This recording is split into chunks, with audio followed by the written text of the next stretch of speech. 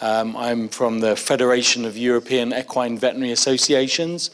I've been an equine vet for 20 years, and I was president of the British Equine Veterinary Association a couple of years ago. The Federation of European Equine Veterinary Associations is based in Brussels, in the Federation of Veterinarians Europe, which is an official lobbying group in Brussels. FEVA, the Equine Federation, has 17 member states. We're hoping the Polish Federation, the Polish Vets Association, are going to join us this spring at our General Assembly.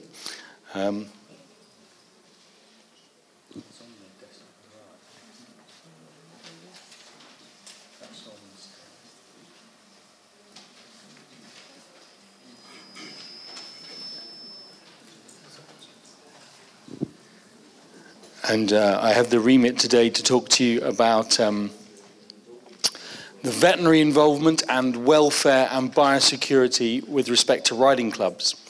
Now, obviously, this has quite a big difference between riding clubs and which are in a multi-site basis or a single-site basis. Okay, here we go. Thank you very much. So that I've already told you who I am. That's me, so we don't need to talk about that anymore. There we go. Okay, I was one of the 81 volunteer vets at London 2012 Equestrian Games.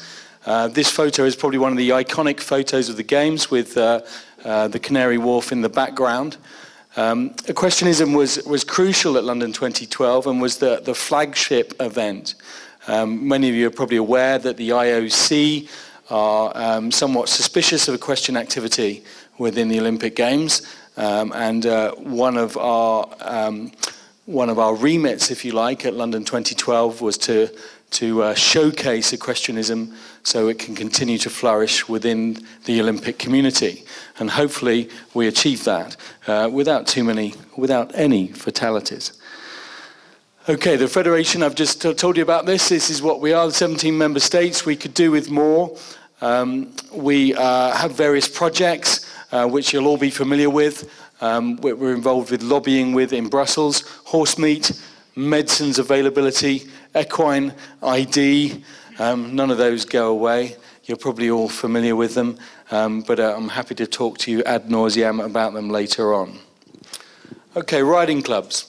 The key here is from a veterinary perspective, whether you're a single centre riding club or you have multiple sites, whether you're using private horses, private owners coming into an event or to a club, or whether you're using hirelings in a similar capacity, i.e. horses coming to the premises from outside the premises. Obviously that has very different connotations in terms of biosecurity and veterinary aspects as opposed to a single site, what we would call a riding establishment. So the difference between a riding club and a riding establishment. Now, everybody has slightly different setups depending where you operate, and we're going to spend quite a lot of the next few hours talking about the different arrangements in different member states.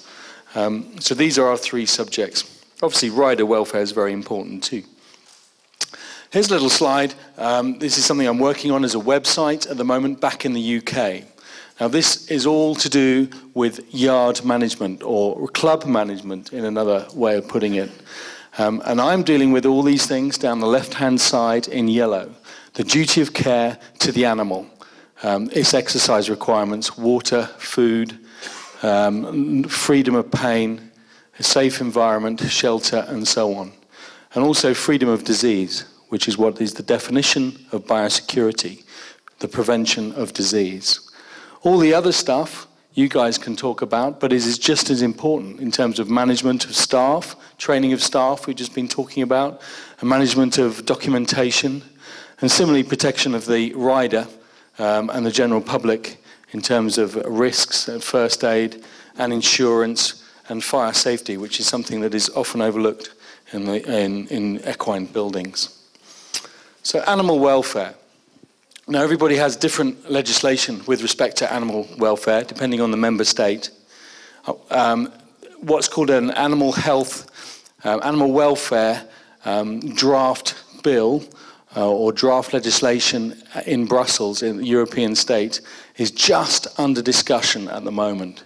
I've been involved in the Equine Expert Group, which is an EU-funded project looking at equine legislation that could go into the next animal welfare bill. You may be aware that there's an animal health regulation under draft and about to be voted on in the next 6 months or so by the European Parliament. So the EU have separated animal health and animal welfare. Now this is probably a little dangerous and rather short-sighted, but they couldn't get enough pages into one piece of legislation. So we're looking at animal welfare as a separate draft programme, and I can't see that happening in terms of central European legislation on animal welfare for approximately a decade.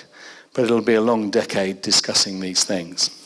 So each of us have different animal welfare legislation in our member states, and compliance with this is essential.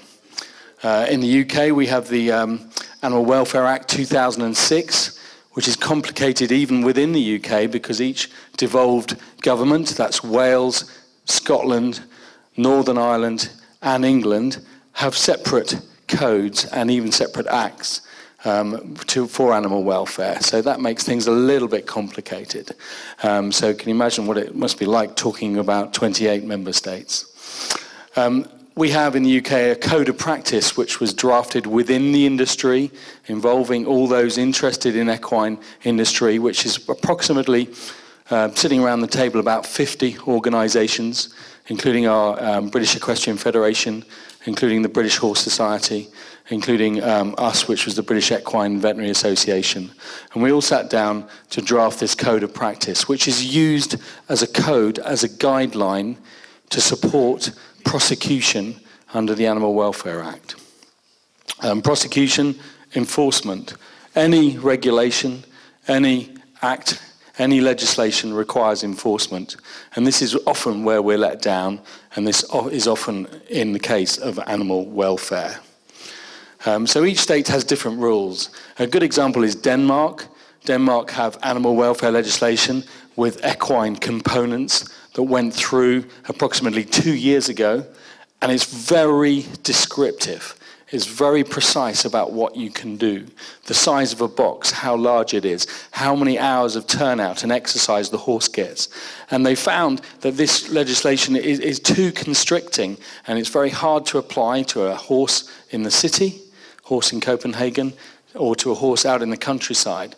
And they're finding it very hard to enforce this act, but being good Scandinavians, they are enforcing it. So this is the animal welfare framework law we're talking about. So eventually, these ideas will come together to support a single European animal welfare regulation. And I encourage all of you, through your federations and through your central representation in Brussels, to keep an eye out for that. We also in the UK have this compendium and this document, which is a lot bigger than the code, that is also used to describe what animal welfare should be within the UK. So what type of fencing you should use, what size stables you should use, how you look after your horse. And these can be used to support enforcement. So the legislation that the EU will bring in, that we have in the UK, and that other member states have, is based on these 5 freedoms. And this applies to all animals. Freedom from thirst and hunger, freedom from discomfort, freedom from pain, injury, and disease, freedom to express normal behaviour, and freedom from fear and distress. Now, I think all riding clubs, certainly all federations, should have a written commitment to animal welfare. You should have a written animal welfare vision and mission. Now, you're very aware that the FEI is putting welfare at the top of their agenda. What else? They can sort of brush under the carpet. We won't talk about here. But to have that written commitment is really important. And I think every riding club, whatever the setup may be, should look at animal welfare as one of its primary missions. Because equine welfare in the 21st century is fundamental to what we do. how we present ourselves to the public, to the equine-owning public, and particularly to the non-equine public is really important. How we're seen to train our animals, how we're seen to compete our animals, and how we're seen to look after them when things go wrong. Because gosh, we know with horses, things go wrong. It's very important to differentiate the difference between animal welfare and animal rights. We are all in this room animal welfareists. That we try to obey those 5 freedoms. But we don't think of animals as humans. They're our responsibility. It's our responsibility to look after them in a pain-free and happy way, but we shouldn't really give them the same rights as we give fellow human beings. That's the fundamental difference. This is just legislation in the UK. On top of the animal welfare legislation, we have something called the Riding Establishments Act. So anywhere where horses are let out for hire, i.e. somebody pays money to ride a horse, so that could be a riding school, could be hunting hirelings, it could be a polo club, it could be a trekking centre. They all have to be licensed by the local authority. Now, I know some of member states have very similar and even better legislation than we do. For example, in some of the Scandinavian countries, Sweden, any establishment where there are 4 horses or more kept for commercial purposes, they're inspected and licensed by the local authority. And these inspections are based on welfare, based on management, based on qualifications of the management, and so on. And I think this is something we should all strive to, and certainly looking at the animal welfare regulation going through the EU, this is something we'll be looking for from the animal welfare lobbying side of things. So this is a quirky little act we have in the UK, but it only applies to riding where you hire out animals, not for where people own the horses themselves, i.e. livery yards and so on. But based on that legislation, this is what we came up with, and this is really for every yard or club as to how to manage yourselves. You make sure you haven't forgotten anything. You haven't forgotten the insurance. You haven't got the safety risk assessment. You haven't forgotten the fire precautions. You haven't forgotten looking after the animals. You haven't forgotten the management and the training of the staff or the biosecurity. And in the UK, I'm developing this as a website, so you can hover over each of the different bubbles, and it can give you links and more information as to where you can go to find out about these things if you're wanting to run a club or an establishment. So that we just covered this definition of a riding establishment in the UK, which is probably a little relevant, but it's really too important to understand what riding clubs, riding establishments, and the diversity that they include. The important thing with welfare is, are the horses fit for purpose? And that boils down to the management, the skill of the staff, the training, as we've talked about, and also horse suitability. Horse suitability is really important, and this relates to the rider's ability to ride, i.e. is a rider able to ride the horse safely, and also their weight. And weight is quite a big issue, particularly, for example, here we've got a picture of a disabled child riding a horse, and the weight is quite a big issue in the Riding for Disabled Association back in the UK, because disabled children and disabled adults particularly do not really ride empathically with the animal, and therefore their weight is what's called a dead weight, like a sack of potatoes, and therefore their weight is infinitely more significant than a rider who can work in rhythm with the animal. Another issue in terms of riding clubs is geriatric horses and their use. These are very commonly used within riding clubs and riding establishments because they're good schoolmasters. They also seem to be a bit more relaxed with life when they get a bit older, horses, and a bit more used to being ridden by novice riders. But they often require medicines, and they often require higher maintenance to keep them in a good way in terms of welfare. Another image from London 2012.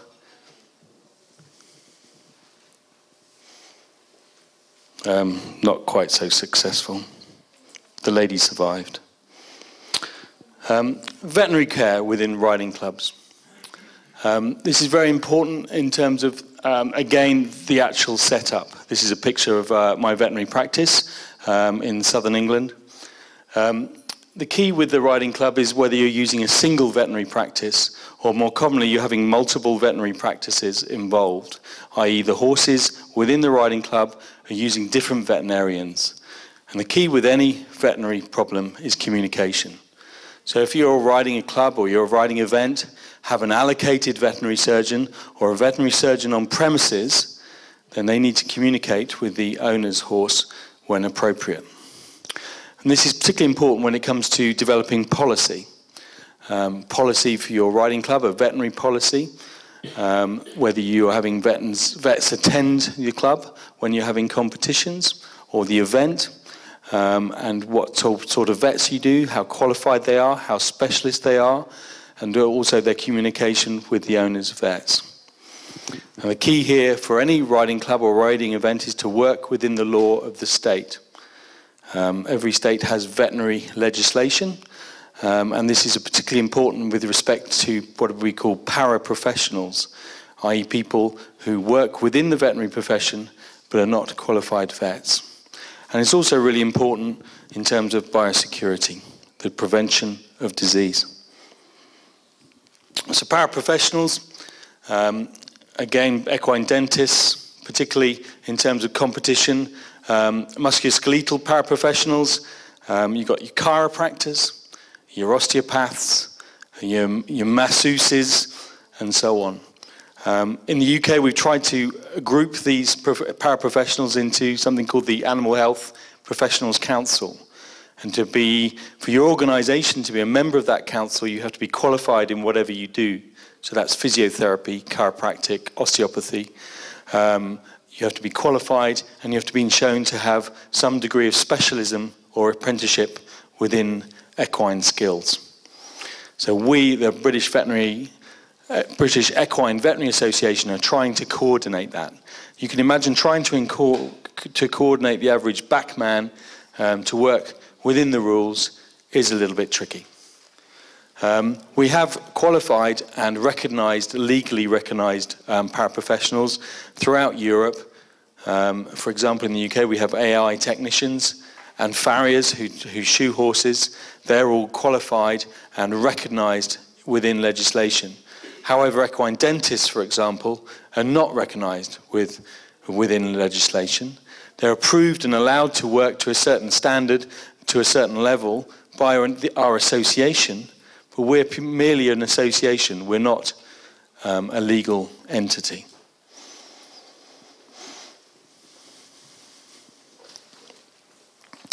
So the other thing within riding clubs, we talked about general veterinary care at the club, at the event. The other thing to consider is specialist veterinary care. Now, at FEVA, at the moment, and FVE in Brussels, we're looking at levels of qualification of vets throughout Europe. And we're asking each member state to have different levels of qualification, i.e. specialisms, within the profession. So, for example, as a general equine vet, that's me. I'm a general equine vet. I'm very good at going around doing general things. I'm not so good at doing major surgery in a hospital because that's not what I do. It's very important that the public and the riding clubs and everyone know the difference between these specialisms, and also we know where to turn to when these things are required. So if you're running a riding event or a riding club, you've got your multiple vets maybe dealing with different horses within the establishment. You've got a single vet who's responsible for the policy and the biosecurity of your riding club. But you also need to know what his policy or your policy is in terms of requiring specialist treatment. Say you've got a critically injured horse. It requires sedation, anesthesia at an event. It needs to be transported to an area of specialization for surgery. Where is that who's going to transport it, how far is it, where's it going to go, is that establishment ready for you, and so on. So that's really important in terms of what's your general veterinary care, what's your veterinary policy, and what's your specialist veterinary care policy. So biosecurity, the prevention of disease. Again, we've talked about every riding club should have a welfare mission statement. It should also have a written biosecurity policy. And everyone's going to be different depending what you're doing, where you are in Europe, and so on. Because there's different biosecurity needs for every situation and every locality. So that's the local rules. Now, as well as a written policy, I think you need to have a biosecurity checklist, i.e. what are your requirements for horses coming to the premises and going away from the premises, and what their health status is. Many of you are aware of the FEI high health status. The FEI have this vision, the group of high competition horses moving around the world in a sort of their own little bubble of biosecurity. It's a slight fantasy, I'm afraid, but that's how it is. You probably all go home and see this high horse health status that goes all around the world when you go back to your stables back home, and in the stable next to it is the knackered old pony that's probably had strangles for some time. But there you go. Isolation policy, that's an integral part of any biosecurity policy. Vaccination policy, parasite control, so worming, flies, midges, i.e. external parasite control is an important part of biosecurity, and how you manage that.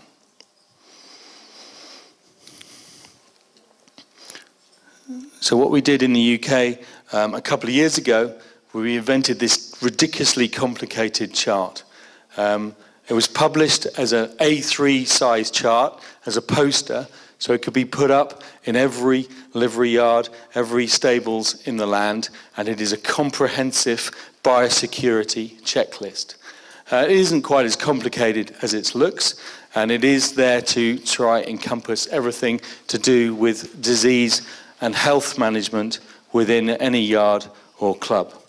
It was published in the Horse and Hound, which is our biggest magazine in the UK in terms of horse owner circulation. It was published as a centrefold in quality paper.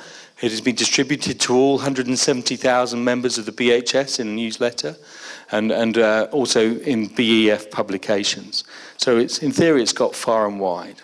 In column 1, in our biosecurity, we have risk assessment, we have our level of preparedness, we have when a horse comes to the yard or comes to the premises, is it health checked? So one thing, if you're running a club event and you want a high level of biosecurity, does your horse, or do the horses coming to this event, see a vet, have a health check on arrival? That's what the FEI do. Perhaps that's what you should be considering doing within your federations, having an event. It wouldn't take much. It doesn't need an investigation. It just needs a passport check, vaccination check, perhaps a brief glance or a few questions of the owner-driver as to where the horse has been living. That would be a phenomenal improvement in biosecurity within our profession. Now, if you've got a new horse coming to the yard, you may wish to do biosecurity tests on it whilst it's in isolation. We'll talk about isolation period in a minute, but Europe-wide, the general conclusion that a reasonable period for isolation for any new horse coming onto a premises would be 2 weeks, only 2 weeks. And the definition of isolation is very dependent on circumstance. It could be a separate field. It could be a couple of boxes on the end of the yard, slightly away from the others. If there's an increased suspicion of disease, you may want to have foot baths and some form of disinfectant between those stables and the other stables. But that could all it might need to be before the horse is integrated into the yard. One of the gold standards we use for biosecurity in the UK is the disease strangles, strep equi. This is probably one of the most common and hardest diseases to control. It is bacterial, so it doesn't spread vast distances across fields, so it's relatively easy to control in that respect. But it can be carried by humans, and above all, 8% of the horse population are disease-free but can be carriers. i.e. can spread the disease even though they are symptom-free. So it's a good measure of a biosecurity policy to test it for strangles, if that makes sense. Now in the UK and elsewhere in Europe now we have a blood test for strangles. So for a lot of horses coming into biosecure places or premises now, we now have a blood test, a simple blood test, costs about €25 to determine whether that horse has been recently exposed to strangles. And about 50% of premises now in southern England use that before a horse comes onto the premises. Really easy, simple way of controlling a nasty, primarily economic disease. Yeah, strangles looks horrible and it can kill about 1% of horses, but above all, it's an economic disease. If you have strangles on a premises where horses are kept and you're running a competition, you may lose income for approximately 3 months. So it's quite a serious economic disease. Equine influenza. Everyone always wonders why we vaccinate for equine influenza. But it's an important part of FEI policy for high health risk, and it's a really important part of biosecurity for the national herd. In the UK, that's 1.2 million horses. Now, you may be aware in Australia in 2007, there was a massive flu outbreak in the equine population because they hadn't been vaccinating properly. All their equine competition, all breeding, all racing shut down for 6 months because of equine flu. Nothing more complicated than equine flu. And it's very easy to control equine flu with vaccination, which is why the FEI really put an emphasis on flu vaccination, and it's something I think all riding clubs should do too. I think that is really important. It also sends out the message of biosecurity to owners. Current vaccination rates in the UK are around 35%. If you ask any veterinary practice, they look at their books of all horses on their books, so that's not just competition horses, 35% are vaccinated. Now you're probably all aware, because you're all epidemiologists, that the magic number for vaccination of any disease is 70%. A good example of that is measles vaccination in human children. If less than 70% of the population is vaccinated, you will get a measles outbreak. And that's just starting to happen in America at the moment. It's happened in the UK a few years ago because of quasi sort of groups that think that measles vaccination was doing harm. Equine herpes is another virus that you can vaccinate for, and it is quite a big cause of economic loss in terms of respiratory disease. It is not currently in the FEI regulations, and I can't necessarily envisage it doing so, but there are currently EHV outbreaks in Belgium, all isolated, but all roads lead to Belgium, as we know. So the EHV is on the agenda. In Poland here, we should be aware of EIA, equine infectious anemia, a very important disease, and there is probably a reservoir of EIA in Eastern Europe, particularly Romania. EIA is, again, primarily an economic disease. It doesn't spread that easy. The symptoms are very similar of any other viral disease in horses. But probably the biggest outbreaks in Western Europe recently have come from the use of illegal blood products, i.e. using blood treatments in one horse derived from that horse, i.e. joint treatments, for example, that are then used in other horses as well. There was a big outbreak in Munich 2 years ago amongst 200 horses from the use of blood products, and similarly in Ireland. So EIA is one to watch. One that's not on that list is West Nile fever. And you may be aware West Nile fever killed approximately 10,000 horses in America at the turn of the century, about 10 years ago. It swept across America. It's a mosquito-driven virus. Humans and horses are end hosts. It can't spread from horses to humans. It's a bird virus. But about 1,000 humans died in that outbreak in the USA. So it is an important disease. West Nile fever has a reservoir in the Camargue in southern France, and bizarrely, east of that, along a line going in towards northern Italy. So West Nile fever is in Europe. It is vaccinatable against. One can vaccinate against it, and so that may be on the list, FEI list of future vaccinations. The rest of us in Europe, the number of 28 states that haven't got it, are probably in denial. It probably is out there, just not that virulent. Ringworm is different. Ringworm's a skin disease, but it is a zoonosis. So the other thing we've got to think about in our biosecurity policy are zoonoses, diseases that affect humans and animals, and particularly diseases that can be caught off animals. There aren't many in horses. We're very lucky to be involved in horses. The biggest disease you can catch from a horse is being injured by it. Far more likely than to catch some fatal disease. But ringworm is one of those diseases. It's a skin infection. It's relatively easy to treat if you're aware of it. I'd have to say equine ringworm is not as infectious to humans as it is as other types of ringworm are, i.e. from cats or from cattle. Sarcoids you may be aware of. But you may want to be aware that sarcoids, these skin tumours that occur in 15% of horses, are in fact spread by flies. There is a viral involvement in this cancer. It's a bovine wart virus that's spread by flies that can lead to sarcoids, or does lead to sarcoids.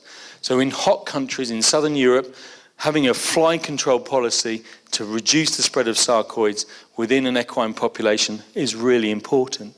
And if I was running a competition in a hot country, at my vet checks early on in the competition, I would be looking for sarcoids that are open and sore, because they will be infectious. Salmonella is another zoonosis, pretty rare in horses. In fact, when we all sat around the table in Brussels recently and asked each other, has anyone ever seen salmonella in horses? Everyone said no. Worm control is really important. It's pretty hard at a riding club competition to catch worms from one horse to another, but if they are staying and turning out and coming into contact with each other's feces, it is a possibility. So a worming as part of your biosecurity program is important, or at least worm control. So if I was running a residential competition or event, or where horses are together for some time, I would perhaps be asking for a negative worm egg count on those horses before they come to the premises. General concerns, prevention of disease amongst horses boils down to management, and that's you guys. You cut out equipment sharing. Think about how muck is controlled, how equine feces are controlled. Think about heat control, whether you're using rugs, cooling, shelter. And if there's any breeding going on, make sure any codes are being followed. So that's all there in this document. All these slides are available if you want to speak to me or speak to the organisers, and this is very readily available on the internet, and it's a very good guideline for general biosecurity for yards. One thing that needs to be considered in any biosecurity is finances and budgeting. And the other thing one needs to finance for is euthanasia. If something goes wrong at a competition, we need to create the environment or be aware of what can happen. It needs to be done sympathetically. It needs to be calculated for in terms of costs, and where is the carcass going to be disposed of legally. That's very important. We're still on the old thing. We're on disease here. Isolation, we talked about the 2 weeks. We talked about barrier management and what isolation is. Just as an aside, fever, who I work for, has a disease surveillance working group. We're trying to coordinate disease surveillance within Europe. So I encourage you to encourage your veterinary associations, your equine veterinary associations within your member states to join fever and to contribute to European disease surveillance.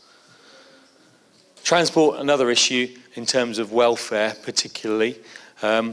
That's a video link, a video that we made in the UK for private horse owners about how to train their horses for loading and so on. But legal requirements for transports are really important.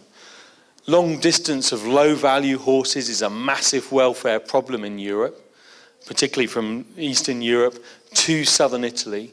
Live horses are transported over thousands of kilometres at low value for meat. And we're currently about to publish some new guidelines on long-distance transport within Europe, and that's something FIVA's doing. FIFA is also part of the European Horse Network. I'm slightly hoping some of you have heard of the European Horse Network. This is the lobbying group for horses in Brussels. There aren't many official lobbying groups in Brussels. There's lots of unofficial ones, but EHN is an official one. So we get to meet MPs, we get to talk to them about issues affecting the equine industry. This is not the veterinary industry, this is the equine industry. And hopefully your federation or organisations within your country are members of EHN and contribute, because it's quite an expensive thing to run. It's quite expensive to take an MEP for lunch. So, but it's an important part of what we do. Thank you for listening.